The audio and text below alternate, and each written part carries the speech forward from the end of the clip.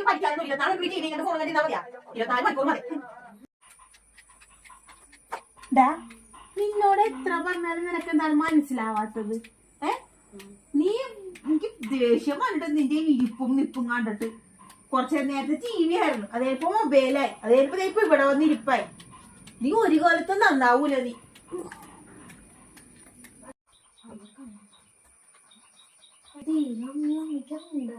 രാവിലെ തുടങ്ങി ശ്രദ്ധിക്കുന്നത് അമ്മയ്ക്ക് എന്താണ് എന്നോട് എന്തിനാണ് എനിക്ക് തിരിച്ച് ദേഷ്യപ്പെടുന്നത്? എനിക്ക് ഭയങ്കര വിഷമമുണ്ടോ?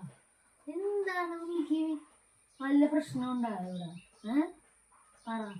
എനിക്ക് വിഷമമായാ? വിഷമമായില്ലേ? അത് പെട്ടെന്ന് എനിക്ക് അങ്ങാട് വല്ലാത്ത വന്നപ്പോഴേക്കും വല്ലാത്ത ഒരു സങ്കടവും വിഷമവും വന്നപ്പോ എനിക്ക് നിന്റെ അടുത്ത് തീർക്കാനാ തോന്നിയത്. അപ്പൊ അതുകൊണ്ട് സോറി, എനിക്ക് വിഷമമായി കേട്ടാ.